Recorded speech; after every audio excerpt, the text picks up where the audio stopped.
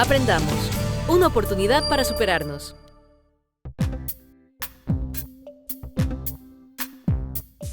Hoy compartiremos un programa muy especial en Aprendamos. Se trata de una conferencia dictada por 2 chilenas expertas en acompañamiento psicosocial en zonas de catástrofe. Ese día, en el Centro de Convenciones de la ciudad de Guayaquil, se dieron cita muchos profesionales ecuatorianos que se encuentran actualmente trabajando en la atención de familias afectadas por el terremoto del 16 de abril del 2016. Buenos días, un gusto estar aquí con ustedes, darle las gracias a Marcia y a todo el equipo de Casa Grande que nos invitó y a todos los que han hecho posible este evento que de verdad con una convocatoria que nos tiene muy impresionadas. Lo que más nos impresiona es la convocatoria, porque quizá lo que nosotros más traemos con nosotros es que somos chilenas y como chilenas hemos crecido a punta de terremotos, uno podría decir, ¿no? Es decir, cuando uno llega adulto en Chile ya lleva varios terremotos en el cuerpo. Nosotros hemos tenido la oportunidad desde lo profesional de trabajar con comunidades, de trabajar con personas, de pensar sobre esto, de estudiarlo, pero también tenemos en el cuerpo y en la piel la experiencia y el dolor, ¿no?, de los desastres. A veces desde las altas esferas y estoy pensando incluso a nivel internacional, las ayudas que recibimos, pensamos que si se sacan los escombros y se reconstruyen las casas, ya pasó. Sin embargo, nosotros sabemos que no pasó, que a pesar de que hemos reconstruido las casas, el terremoto interno que cada uno de nosotros ha sentido sigue estando presente. Nadie puede reconstruir sobre los escombros, porque sabemos que eso no va a durar. De la misma manera tenemos que sacarnos los escombros del alma, ¿no? Estos escombros, estos dolores y estas heridas internas que a veces tapamos con una sonrisa, tratando de decir al mal tiempo buena cara, pero las heridas quedan. Esto no significa que nos vamos a sentar a llorar para siempre, pero sí que tenemos que llorar lo suficiente hasta que nos hayamos calmado. Cuando hay una herida, la herida sangra y si no se cura adecuadamente, se infecta. Y le podemos poner un parche encima, ¿cierto? Le podemos poner incluso un parche que sea color piel y no se note. Sin embargo, la infección sigue por dentro. Y sabemos, tenemos la experiencia, de que cuando uno vive un evento traumático y no se da el espacio para poder hablar acerca de eso, para poder elaborar lo que pasó, uno sigue trotando como que no hubiera pasado nada. 6 meses después tenemos una crisis hipertensiva, 6 meses después nos da un infarto, un año después tenemos una crisis de pánico o nos enfermamos de cosas que no entendemos por qué nos enfermamos. Cuando uno vive un evento traumático fuerte, como por ejemplo el terremoto, uno sufre una angustia enorme, uno siente que se va a morir. Cuando uno se angustia, cuando uno tiene miedo, el cuerpo reacciona. Cuando uno está sometido a una situación de estrés muy alta, el cuerpo produce hormonas de estrés, hormonas de angustia, que es el cortisol. Y el cortisol que nos da vuelta por el cuerpo, una de las consecuencias que tiene es que nos disminuye, nos baja el sistema inmunológico. Hoy en día las situaciones de estrés se nos mantienen durante mucho tiempo. Cada réplica nos recuerda lo que pasó, pero además nos acordamos y nuestra capacidad cognitiva de recordar, que es maravillosa, también es terrible, porque cada vez que recordamos el evento traumático nos angustiamos de nuevo. Después de un terremoto es bueno hablar. Hay partes donde se dice, ya, 1 mes, ya está bueno. ¿Qué van a seguir hablando sobre el terremoto si ya pasó? Hay que seguir adelante, ¿ya? Hay que mostrar que está todo bajo control y seguir. Yo les estoy hablando cosas de mi país, pero estoy segura que aquí pasa exactamente lo mismo, ¿ya? Hay que volver a clases, hay que hacer los exámenes, porque ya pasó. Pero nosotros sabemos que tenemos que seguir hablando. ¿Cuánto? Hasta que ya no tengamos nada más que decir. Un terremoto o un tsunami son catástrofes que ocurren en forma muy inesperada y significan siempre un quiebre en nuestras vidas.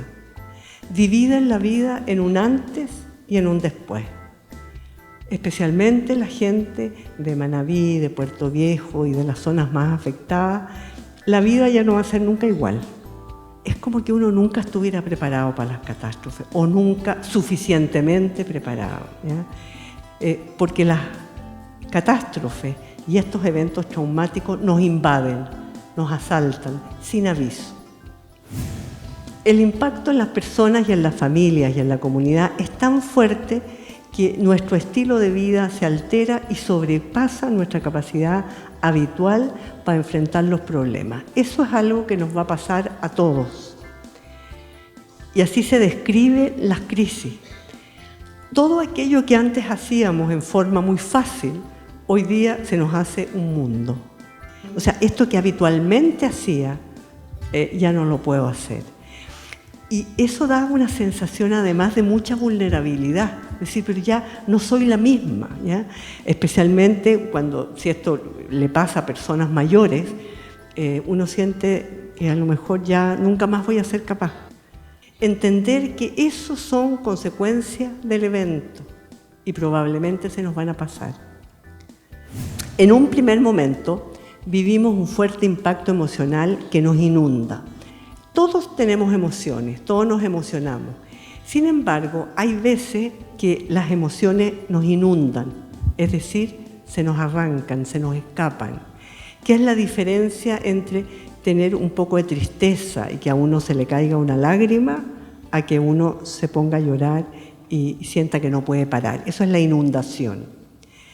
Nos confundimos, nos desorganizamos, no sabemos cómo actuar. Si a ustedes les ha pasado algunas de esas cosas, es muy importante que entiendan que todas esas son reacciones normales. Lo anormal es que la Tierra se mueva como se movió. Eso es lo anormal, no lo que nos está pasando a nosotros. Esta confusión se manifiesta muchas veces en las conductas más, cotidianas, ¿ya?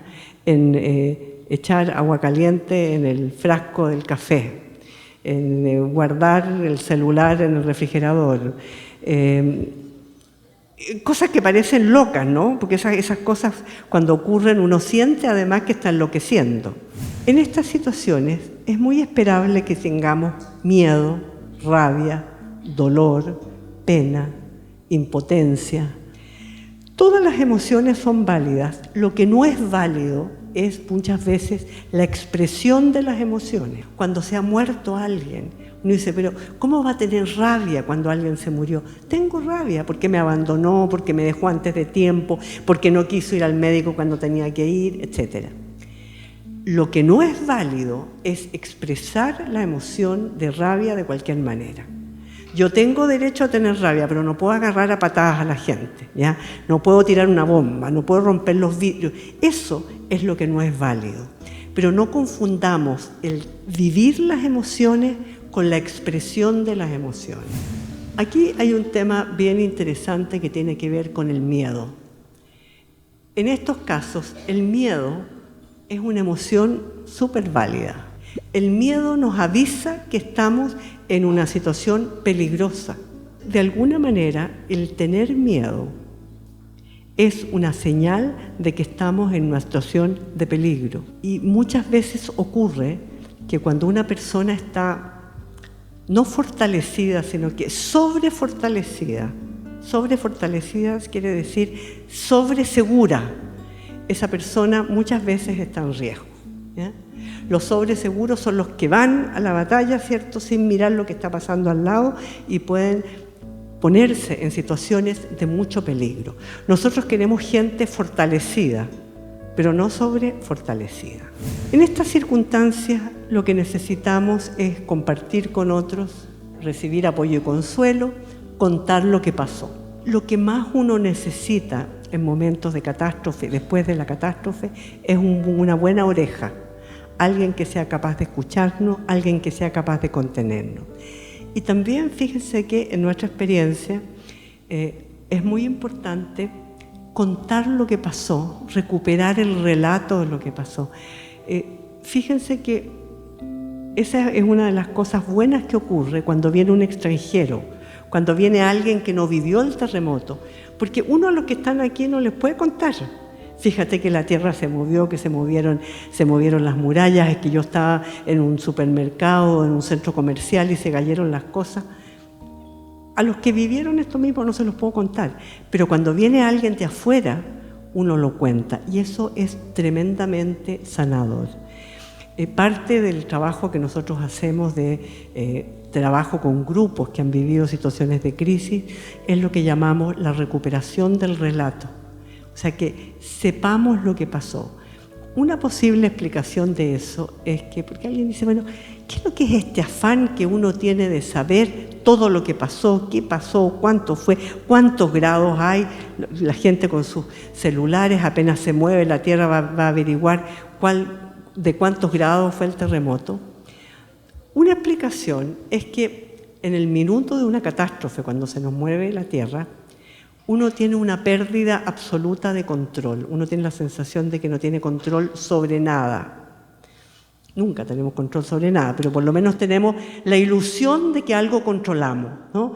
Por eso, saber los detalles de lo que pasó, cómo pasó, dónde empezó, dónde fue el epicentro, como que fuéramos casi todos expertos sismólogos, de alguna manera nos ayuda a recuperar esa ilusión de control. Junto con esta pérdida del control, una de las cosas que ocurre también, y a lo mejor a muchos de ustedes les ha pasado, es lo que se llama la pérdida de la sensación de invulnerabilidad. Si estuviéramos conscientes de todos los peligros, de todos los bichos que andan dando vuelta por aquí, que no los vemos por supuesto, ¿ya? De que cuando salgamos nos puede atropellar un carro, de que puede haber un incendio, de que nos podemos enfermar. O sea, nadie saldría de la casa si estaríamos encerrados. O sea, tenemos vivimos como en esta especie de inocencia inconsciente, pero que es la que nos permite vivir. Es muy importante cuando uno está en esta situación no tratar, esto es para los de ustedes que vayan a hacer intervención en crisis, ir resolviendo las cosas de a uno, paso a paso, y no resolver todo de una vez, que por lo demás uno no lo logra, ¿no? Porque una de las cosas que ocurre también en situación de catástrofe es que uno pierde la jerarquía de las cosas. Todo tiene la misma importancia. Arreglar el closet, hacer comida, ir a buscar a los niños. Está todo en el mismo nivel. Entonces es muy importante, y ahí podemos ayudarle a las personas a jerarquizar qué es lo más importante y qué vamos a ir haciendo primero y qué íbamos a hacer después. Y entender que no lo podemos arreglar todo al mismo tiempo. Estamos viendo un capítulo especial de Aprendamos. Se trata de una serie de recomendaciones brindadas por dos chilenas expertas en cuidados, intervención, acompañamiento y soporte psicológico a grupos vulnerables en momentos críticos, como es el caso de los traumas post-terremoto vividos en Ecuador. Un aporte de Aprendamos que busca familiarizarnos con metodologías de trabajo y estrategias aplicables a los grupos afectados. Sugerimos que enriquezca estos conocimientos revisando el libro de Aprendamos, Cómo actuar frente a desastres. Descárgalo de la página web de Fundación Ecuador, www.fe.org.es. ¿Qué es lo que la mayoría de las personas entienden por una intervención en crisis? ¿Qué es lo que hay que lograr? En primer lugar, hay que lograr la seguridad, y eso es lo primero de todo. Seguridad significa tener la certeza de que las personas tienen un lugar seguro y que sus vidas están protegidas. O sea, en ese sentido, el apoyo psicosocial o el trabajo con las emociones no tiene ningún sentido si la persona está en peligro de muerte, ¿okay? Lo segundo tiene que ver con lograr la calma. En el momento del terremoto, cada uno tiene reacciones distintas. No todos reaccionamos igual. Hay gente que se activa, hay gente que se paraliza, que no puede hacer nada. Entender también que esas son reacciones normales, ¿ya? Hay gente que se desespera y dice, pero ¿cómo se están cayendo las murallas y tú estás parado sin hacer nada? Es una reacción de paralización típica de una reacción de angustia. Hay personas que se desconectan emocionalmente. Y eso está súper bien, porque alguien tiene que ser capaz de tener el control de sus emociones para hacer lo que hay que hacer, para sacar a las personas que están heridas, para buscar un lugar seguro. Ahí uno tiene que actuar como muy fríamente. Entonces está muy bien que alguien se desconecte de sus emociones. Lo que no está tan bien es que siga desconectado durante mucho tiempo. Y eso es una forma, que, digamos, una de las cosas que nosotros podemos hacer por ayudarle a las personas, que es a reconectarse emocionalmente. O sea, esta persona que vivió el terremoto y nunca lloró, por ejemplo, y se le murió a alguien o se le cayó la casa, nunca lloró, nunca se angustió, nunca se conmovió. No está bien. No está bien, ¿por qué? ¿Es porque queremos que todo el mundo se siente a llorar? No, no está bien porque yo hago esta señal porque lo que pasa es que su emoción no le llega a la cabeza, o sea, no es capaz de darse cuenta, pero el cortisol le anda dando vuelta por el cuerpo. Entonces, ¿qué pasa? Después de un tiempo se puede enfermar. Nosotros habitualmente trabajamos mucho con adultos, porque si el adulto está tranquilo, si el adulto está calmado, el niño va a estar calmado. Y esto se ve en investigaciones con animalitos también. Si la mamá está calmada, la cría se calma. Si la mamá está angustiada, el niño, por supuesto que se va a angustiar. Entonces, ¿cómo poder lograr hacer algún tipo de ejercicio, meditación, tomar flores de Bach, no sé, cada uno caminar por la playa, conversar con otros para bajar los niveles de ansiedad? Y por supuesto que también hay algunas técnicas que nos ayudan a bajar los niveles de ansiedad. Pero el otro punto tiene que ver con la reconexión con los vínculos sociales. Y eso es fundamental. Y los de ustedes que hayan vivido esta catástrofe saben que lo primero que uno necesita es saber dónde está su gente. Y quienes son autoridades y quienes están a cargo de grupos tendrían que dar todas las facilidades para que la gente pueda reconectarse con sus personas. Por eso nos angustiamos tanto cuando se cortan las conexiones telefónicas, porque necesitamos saber dónde está nuestra gente. Cuando hay muertos, cuando hay desaparecidos, es tan importante que las autoridades o la gente que está en lugares organizativos permita y dé todas las facilidades posibles para ayudarle a la gente a saber dónde está su gente. Y finalmente, y este es el punto final al cual ustedes probablemente no han llegado todavía, es el recuperar la esperanza. En el Departamento de Estado de Estados Unidos hablan de lo que es el desastre después del desastre. Viene una fase que se describe como la fase de luna de miel, que es la que a lo mejor ustedes están ahora. La fase de luna de miel es cuando están todos preocupados de nosotros. Somos noticia en todo el mundo, recibimos ayuda internacional, vienen nuestras autoridades de gobierno, vienen visitas del extranjero, nos dan comida, o sea, estamos igual como en la luna de miel, ¿cierto? Todo maravilloso. Pero después viene una etapa que es la etapa que se ha descrito como la etapa de la desilusión, cuando la gente se olvidó de nosotros, cuando ya no estamos en las noticias y nos quedamos solos con nuestro dolor, con nuestra destrucción, y eso es una fase muy dolorosa. Los seres humanos necesitamos esta sensación de inclusión, que es lo que yo les decía al principio, sentir que yo soy parte de una manada más grande a la que le importa lo que me pasa. Y ahí es cuando tenemos que empezar a darnos cuenta que tenemos que trabajar con nuestras propias manos y nuestras propias herramientas, creando vínculos con los otros, para llegar recién a la etapa de la reconstrucción. Bueno, muchas gracias. Yo voy a quedar hasta aquí y vamos a abrir a la conversación. Tenemos tiempo para preguntas. Consideramos que en el último temblor fuerte que hubo el miércoles pasado, los chicos salieron en minuto y medio, estaban calmados, de hecho creían que era un simulacro. Hemos trabajado sobre los docentes que han estado cantando, obviamente hubieron reacciones diferentes, un docente que se puso a llorar, pasa de todo, ¿no? Pero considero en su momento el cómo manejar adultos que en teoría ya tienen una formación a nivel de años. Los niños son muy fáciles, yo creo que ellos son muy amoldables y ellos lo ven en su momento como un juego.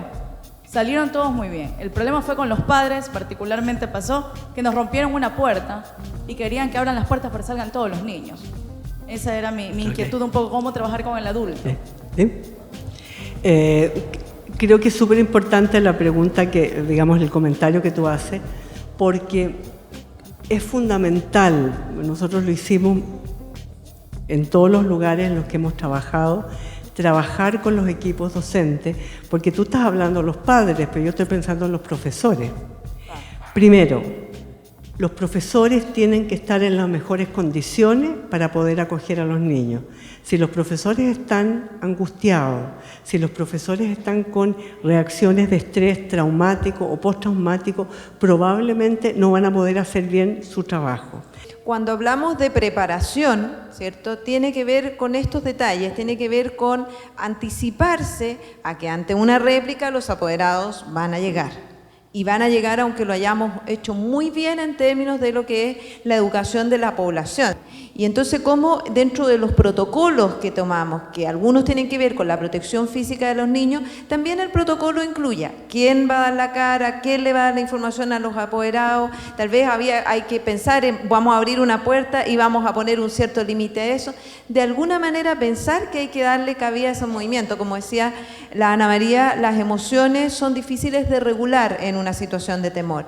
Y a veces un tema bien relevante en situaciones de crisis son las vocerías, es decir, quién es el personal validado por los apoderados para entregar la información. No todos somos igual de creíbles en distintas circunstancias y a veces las personas le tienen más credibilidad o más respeto o más confianza a alguien de la escuela y a lo mejor esa es la persona que tiene que estar preparada para poder recibir ese impacto. Bien, ¿alguien más tiene inquietudes, preguntas? Hay varias voces por aquí, por allá. Vamos. Ya. Mi nombre es Patricia Calle, soy psicóloga clínica, estuve de voluntaria en Bahía de Caracas, San Vicente y Canoa. Quería consultarle a usted en especial, porque cosas que se oyen en los niños allá es cosas comunes como ya no quieren bañarse porque se estaban bañando en el momento del terremoto. Cosas como esas, ¿cómo deben enfrentarse en una intervención? Lo primero, a propósito de lo que decía Ana María, el miedo es, sí, después de una experiencia que es potencialmente traumática, el miedo es un dato. Vamos a tener miedo y los niños van a tener miedo. Entonces, tenemos que pensar en cómo los niños van haciendo una suerte de transición de recuperación de la confianza. Y tenemos que asumir que, por tanto, retomar todas sus rutinas va a ser un trabajo y que vamos a tener que ir transitando. Y que si tal vez no se bañan los 2 primeros días, no va a pasar mucho, ¿no? Se van a ver un poquito peor de lo que se ven cuando se bañan, pero no va a pasar mucho más. ¿Y cómo entonces puedo acompañarlo? ¿Puedo estar cerca? ¿Puedo generar formas de irles devolviendo el sentido de seguridad? Que los adultos lo pasamos mucho más por la cabeza y parte del hablar y del conversar tiene que ver con que sacamos el miedo del cuerpo y lo pasamos por la cabeza, ¿no? Y hay que pensarlo entonces como procesos que van en transición, ¿no? Y no te bañas el primer día y el segundo día te bañas con la puerta abierta, el otro yo voy a estar cerca, en fin, cómo ir generando una manera de que progresivamente vayan recuperando la seguridad. No sacamos nada con darle explicaciones, porque además las explicaciones no entran, ¿ya? Entonces, entender que también hay técnicas, que son las técnicas que habitualmente, las estrategias que los niños tienen para elaborar, que son los dibujos, que son los juegos, y no asustarse, y esto es un aviso para los adultos. Los niños van a jugar al terremoto, no nos asustemos con eso, van a hacer construcciones y las van a botar. Esa es la forma que el niño tiene de elaborar. Luego de la conferencia y antes de iniciar los talleres educativos pautados para aquella larga jornada, las profesionales brindaron una breve rueda de prensa. Luego de un terremoto, la pregunta que todos tenemos que hacernos es, bueno, ¿yo tengo tomadas las medidas o no? Si hay uno, los niños saben dónde ir o no, o el personal. Entonces, una cosa es sentarse a pensar en el protocolo y poder informarle, decir, ya, esta van a ser las zonas seguras, estas son, en fin, esta va a ser la alarma, como la sirena de Iquique, que como alarma funciona, como simulacro asusta a la gente, pero como alarma cuando tiene que sonar, debe sonar, digamos. Entonces, una cosa es el protocolo, ¿cierto? Y el tomar las medidas y dar la información, y otra es el simulacro, donde de alguna manera tú haces una actuación, ¿cierto? Que tiende a reeditar en las personas que han estado expuestas las emociones y las sensaciones vinculadas con la exposición. Entonces, eso es lo que probablemente no es un buen momento para hacer. ¿Cuáles serían las prioridades en el tratamiento psicosocial de los niños afectados por un terremoto? Lo más importante en términos de la reconstrucción psicológica es lograr que los niños estén, ojalá, con un adulto cuidador que sea de su confianza.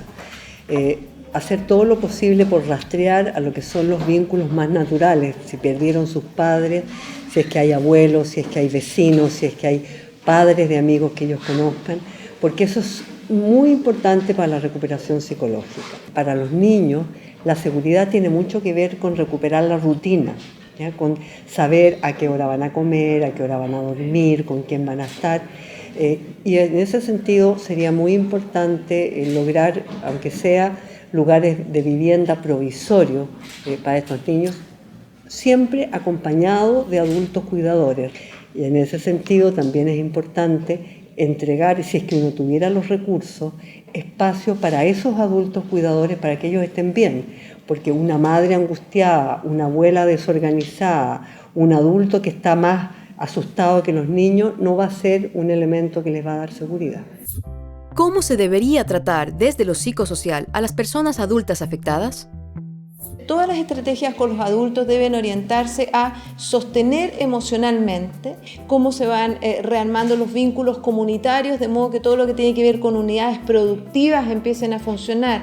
Entonces, de alguna manera es cómo las ayudas se orientan a que las personas recompongan la capacidad de ponerse de pie, en el fondo, que no tiene que ver con resolver finalmente, que es una cuestión de años. En Chile todavía hay personas con problemas de vivienda a 6 años del terremoto, ¿no? Pero la idea es cómo las comunidades se van rearmando de modo de poder enfrentar y de poder ir restableciéndose, y en algunos casos probablemente incluso cambiar ciertos sistemas de trabajo o unidades productivas, reconvertir actividades, ¿no? Pero en el fondo es cómo se van articulando socialmente también.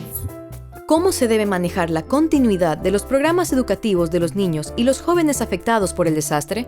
Después de una catástrofe es muy importante readecuar los programas educativos. Los niños no tienen cabeza para seguir trabajando al mismo ritmo con que trabajaban antes. Entonces, poder partir por dar espacios de contención para esos niños y readecuar los programas para adecuarse al ritmo que los niños van a tener, a mí me parece que es súper importante. ¿Qué perfil deben tener los voluntarios interesados en brindar acompañamiento psicosocial a las víctimas? Nuestra experiencia con voluntarios en el trabajo social, ¿ya? O sea, psicosocial, es que si son personas con muy buena voluntad, pero sin formación, a veces el trabajo no es tan adecuado. Entonces, poder asegurarnos que quienes van a dar esa ayuda sea ayuda especializada. Nos ha pasado mucho, nos pasó, ¿cierto?, en nuestros terremotos, que los estudiantes de psicología o de trabajo social se desbordan a dar ayuda, pero eso, si quieren ayudar, que ayuden a sacar escombros, a limpiar, a ordenar, pero no hacer trabajo psicológico, entre comillas, porque eso necesita de personal un poco más especializado. ¿Cuál debería ser el rol de los medios ante una catástrofe natural? En nuestra experiencia en Chile, el rol de los medios es súper importante en términos de tranquilizar a la población. O sea, hay que tener mucho cuidado de no aumentar los niveles de angustia, informar, pero no alarmar. Y en ese sentido yo creo que ustedes tienen en sus manos la posibilidad de llevar mucha calma a la población. Comentar esto, comentar que se está haciendo esto, que lo estamos pensando, que ustedes están organizándose, yo creo que tranquiliza mucho.